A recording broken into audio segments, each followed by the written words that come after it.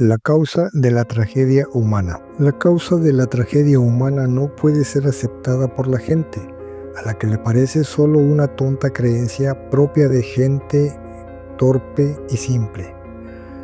Pues para mucha gente, Satanás, que es esa causa, no es más que un ser imaginario, lo mismo que el infierno, que es el lugar al que los está dirigiendo.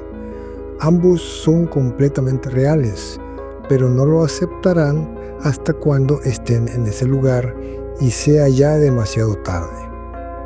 Gracias por estar y continuar con nosotros en este glorioso éxodo, saliendo del reino de las tinieblas.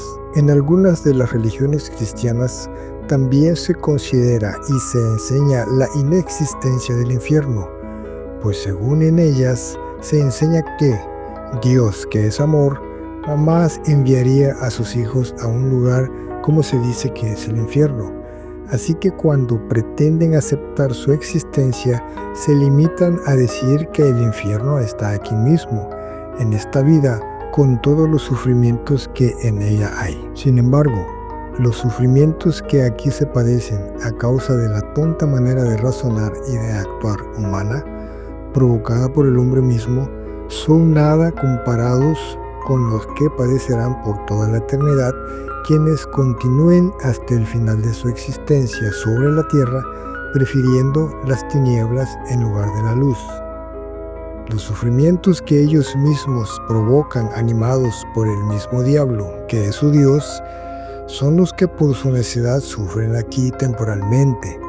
Los inimaginables horrores que tendrán eternamente en el infierno serán el pago por existir deleitándose en el mal y despreciando la verdad de Dios.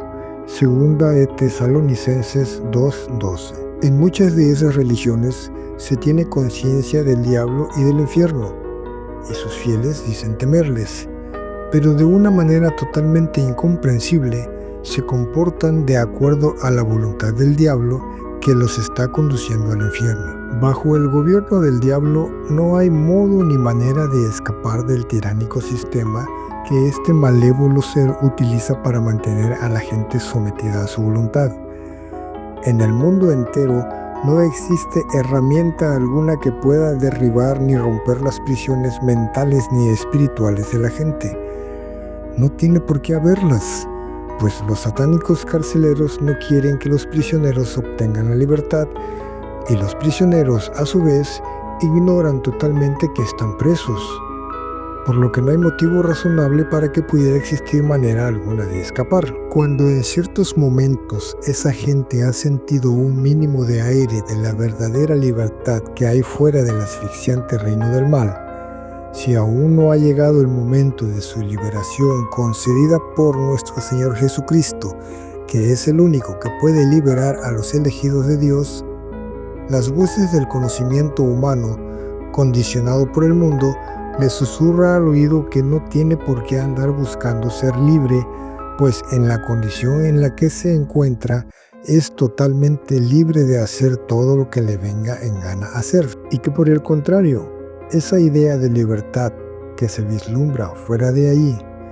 si acaso existe, seguramente es restrictiva, y no es, en caso de no ser una simple fantasía, una libertad total como la que hasta ese momento disfruta. Y son animados por esos mismos conocimientos humanos a hablar pestes de nosotros, los fieles hijos de Dios, en quien muchos de ellos dicen creer, aunque a su muy particular manera, y a quien también dicen servir y adorar. La gente no puede, por lo tanto, escapar, aunque esté destinada por Dios a ser parte de su glorioso pueblo elegido, porque aún no ha llegado el momento justo para eso.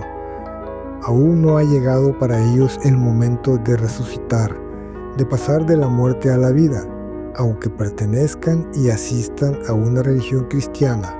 Todavía están muertos en sus delitos y pecados bajo el control del diablo. Llevarles el conocimiento de la verdad de Dios es la misión que Dios nos ha dado, y la verdad de Dios, que no nos llamó a la impureza sino a la santidad, es necesariamente para la naturaleza humana cargada de pecado totalmente insoportable e incómoda, por lo que la gente que ama al mundo y es adicta al mal la desprecia y rechaza, sin tener en cuenta que, al rechazar las instrucciones que están reveladas en la Biblia, no rechaza a un hombre, sino a Dios.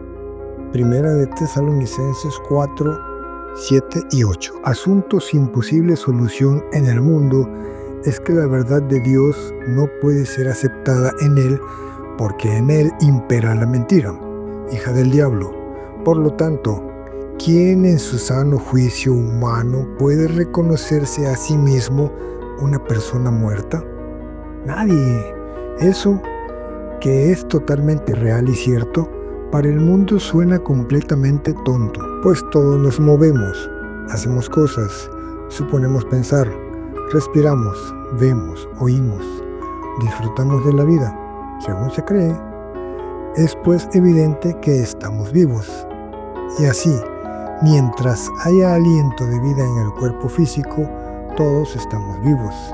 Vivos físicamente, mas no espiritualmente, que es lo que verdaderamente cuenta. Pues es el Espíritu de Dios el que da vida.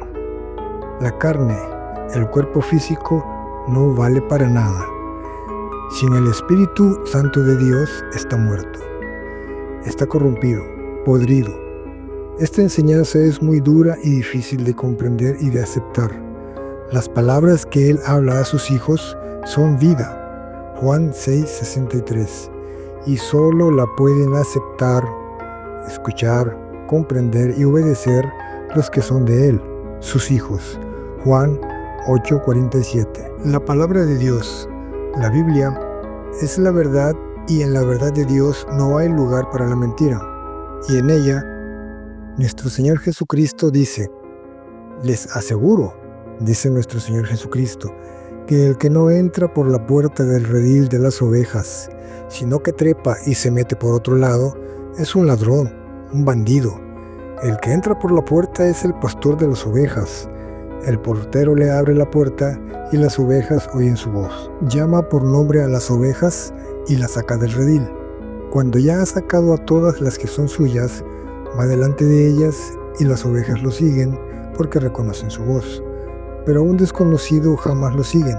Más bien, huyen de él porque no reconocen voces extrañas. Juan 10, 1 al 5. Quienes duden de esta afirmación, solo por el hecho de dudarlo, manifiestan que no son hijos de Dios hasta el momento. Nosotros lo sabemos por el Santo Espíritu de Dios que está en nosotros, que nos hace ver y comprender lo que antes, estando bajo la influencia diabólica, éramos incapaces de ver y entender. Las palabras de nuestro Señor Jesucristo son exclusivamente para nosotros, sus hijos, a quienes Él nos concedió oídos para oírlas, entenderlas y obedecerlas. Los demás solo las leen, las escuchan, las repiten, pero no las entienden y menos las obedecen porque no tienen el Santo Espíritu de Dios en ellos guiándolos e instruyéndolos. Así que no pueden entender el significado de ser dichosos siendo insultados y maltratados por causa de la verdad, por causa del nombre de nuestro Señor Jesucristo, y estar alegres y contentos porque vamos a recibir un gran premio en el cielo. Mateo 5, 11 y 12. Eso para ellos no es más que una total tontería. Aunque lean y repitan que Jesucristo advierte lo que a diario se puede ver en los hechos cotidianos, acerca de que los hermanos entregarán a la muerte a sus hermanos y los padres a sus hijos, y los hijos se rebelarán contra sus padres y harán que los maten, y que todo el mundo odiará a los que son fieles a Dios. Mateo 10, 21 al 22, no lo entienden, porque para ellos no pasa de ser un simple conocimiento más de los que en el mundo hay, y que seguramente tiene un significado figurativo y no literal. ¿Qué significa para ellos que ningún discípulo es más que su maestro, y que el discípulo debe conformarse con llegar a ser como su maestro? Mateo 10, 24 y 25. Nada en realidad, porque se contrapone a la sabiduría humana que dice que el alumno que no sobrepasa al maestro es un mediocre. Y aunque eso en el mundo pudiera ser cierto, en el reino de Dios nadie puede ser más que nuestro Padre Dios, que es también nuestro Maestro. Es por eso que, fieles a las enseñanzas de su padre el diablo, que los motiva a ser exitosos a cualquier costo y a hacer negocios de todo, piensan que hasta de la incorruptible palabra de Dios se puede obtener ganancias montanas mal habidas, porque no están satisfechos con lo que ya tienen. 1 Timoteo 6, 5 y 6. En el mundo, quien ya está satisfecho con lo que ya tiene es una persona mediocre sin ambiciones. No entienden que Dios, Jesucristo, siendo el dueño único de la tierra y de todo lo que hay en ella, Salmos 24:1, por causa de nosotros se hizo pobre para que mediante su pobreza llegáramos a ser ricos. 2 Corintios 8 y 9. Ricos en la fe, y heredemos el reino prometido a quienes lo amamos. Santiago 2:5. Y hacemos suyos sus mandamientos para obedecerlos. Juan 14:21. Y también nos hizo saber que Él dispuso todas las cosas para nuestro bien, precisamente porque lo amamos y lo honramos. Romanos 8:28. De modo que quien quiera ser discípulo suyo, tiene que negarse a sí mismo, tomar su cruz y seguirlo sin que le importe nada el tener que perder la vida por su causa si es necesario. Mateo 16, 24 y 25. No entienden el significado de cuidar la mente por sobre todas las cosas, porque ella es fuente de vida, aunque eso es así solo cuando de ella brota agua limpia y pura, no agua sucia y envenenada. Proverbios 4:23. ¿Y qué del Salmo 91:1 que dice que el que vive al abrigo y a la sombra protectora del Altísimo y Todopoderoso le dice al Señor: Tú eres mi refugio, mi fortaleza, mi Dios en quien confío? Que los religiosos repiten para invocar protección tomando el texto sagrado como si fuera una frase mágica, pero pasan por alto el Salmo 15, 1 al 5 que dice: ¿Quién, Señor, puede habitar en tu santuario? ¿Quién puede vivir en tu santo monte? Solo el de conducta intachable, que practica la justicia y de corazón dice la verdad. Ellos nunca van a reconocer que es indispensable practicar esa conducta intachable. El texto continúa diciendo: el que no calumnia ni le hace mal a su hermano ni le provoca desgracia. Esto tampoco lo entienden ni lo practican porque va en contra de su pasatiempo predilecto, que es hacer justamente lo contrario. Dice también que se debe despreciar al que Dios reprueba y desprecia, pero que hay que honrar al que teme al Señor. Ellos, por el contrario, desprecian al que honra a Dios y honran al que Dios reprueba.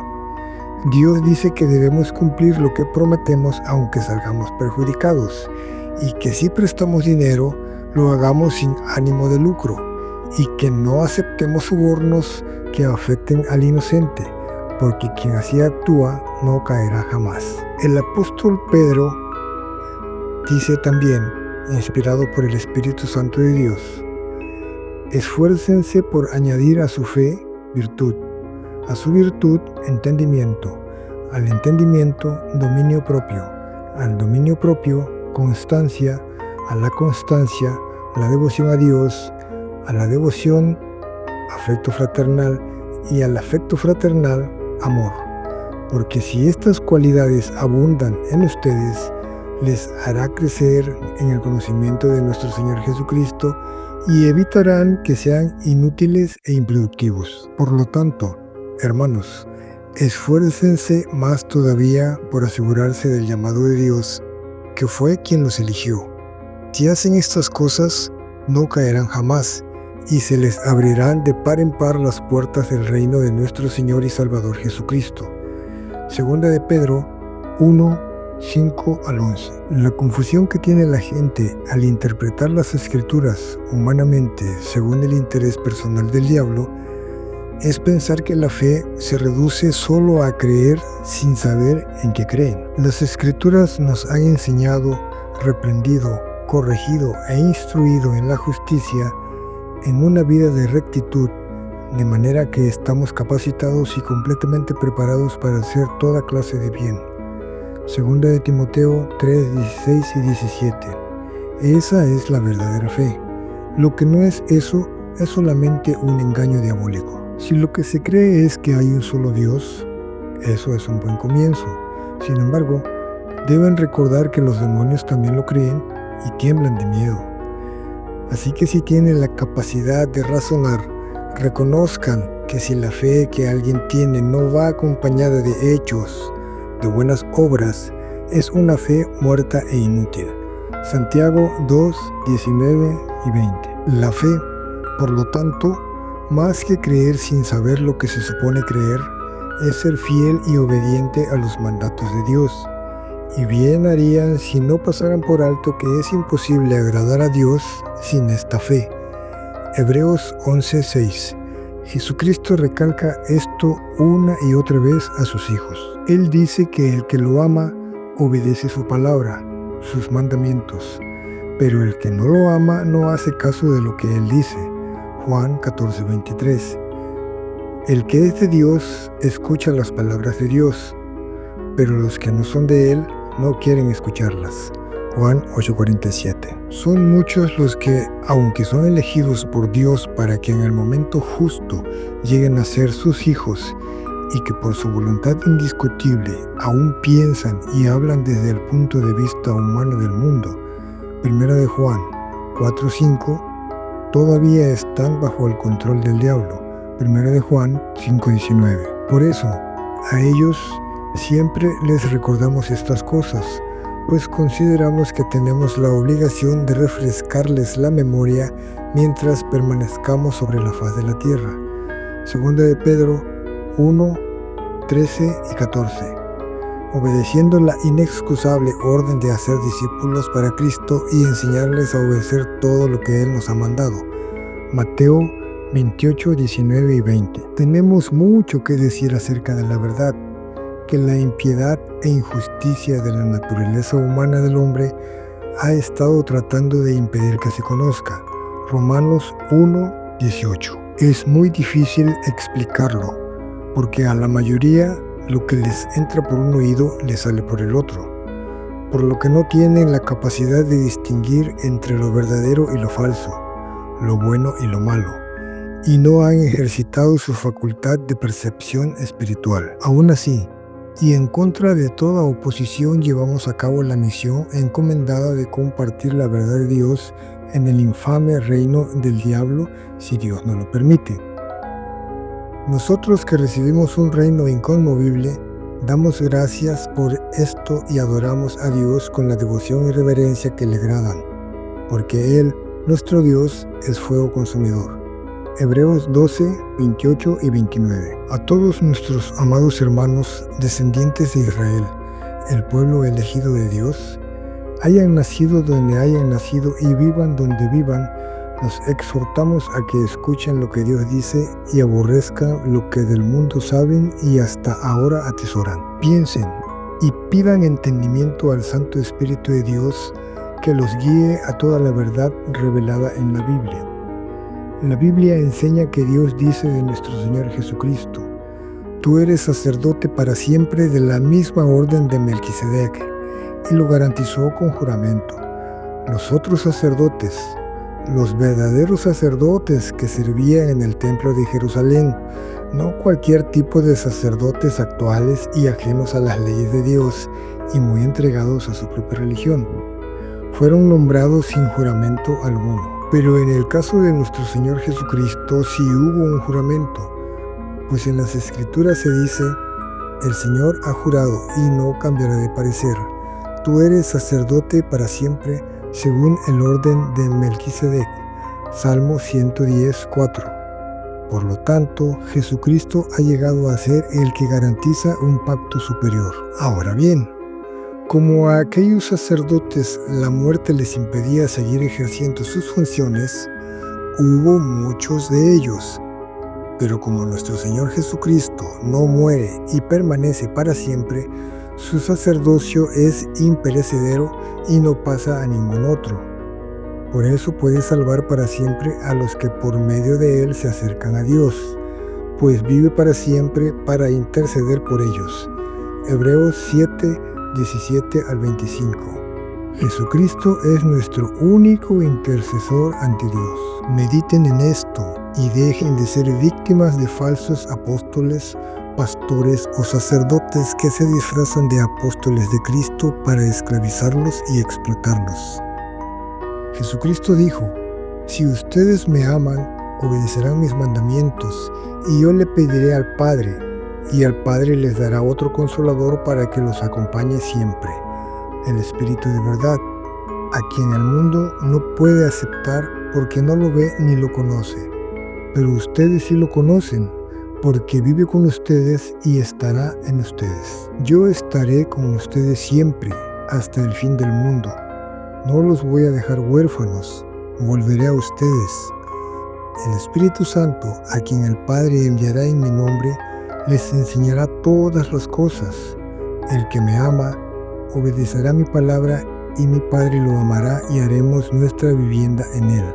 Juan 14. Entiendan que nuestro Señor Jesucristo no dejó ningún representante humano que ocupe su lugar.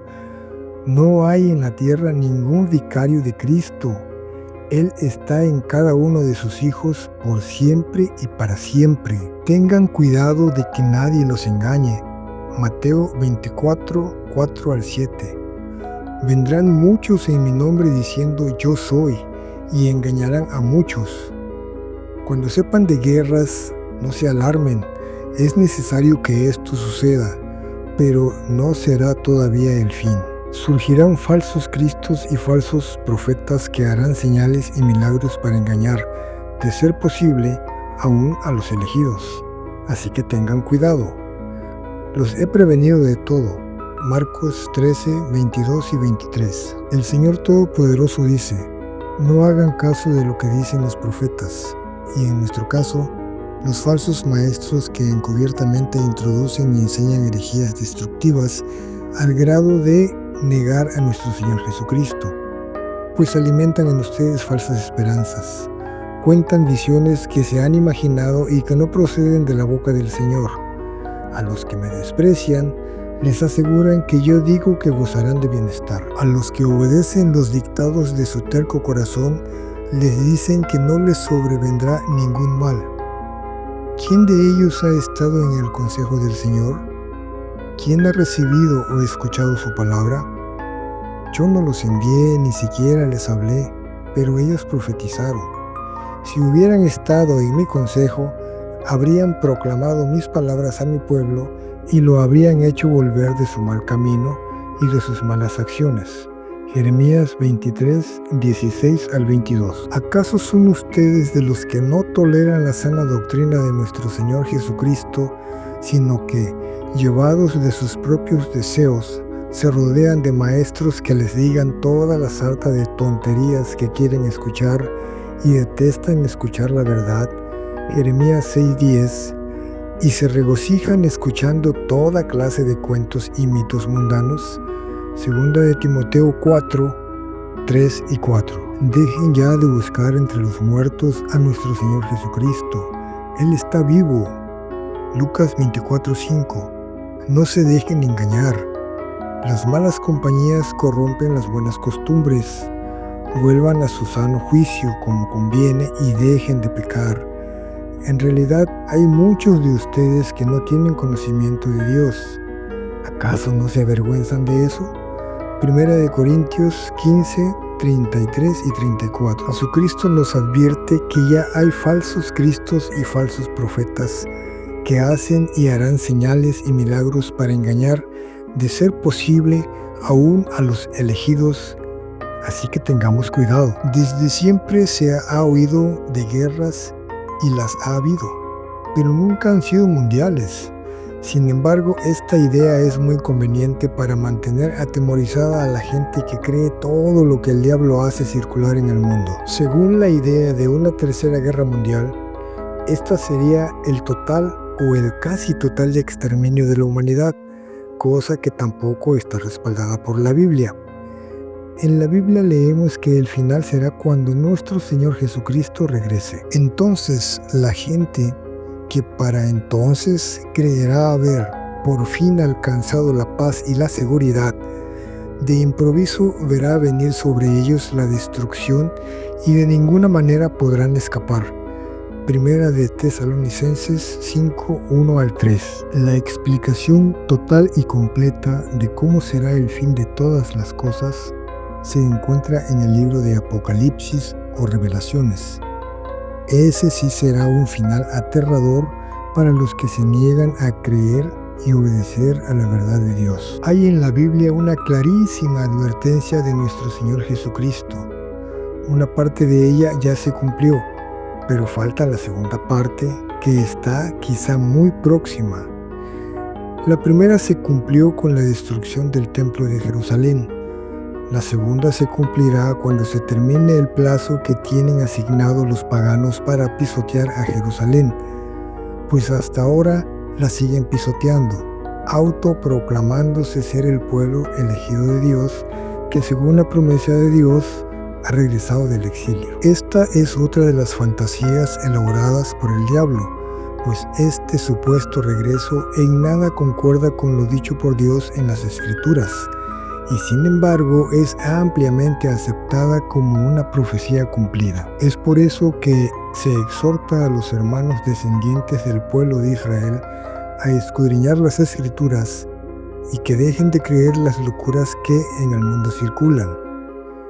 La tan llevada y traída idea de un tercer templo en Jerusalén tampoco tiene sustento bíblico, aun cuando los eruditos religiosos mundanos crean y aseguren que la Biblia lo dice. Despierten pues y compartan todos los videos de este canal. Denles like y suscríbanse. Dios los bendiga.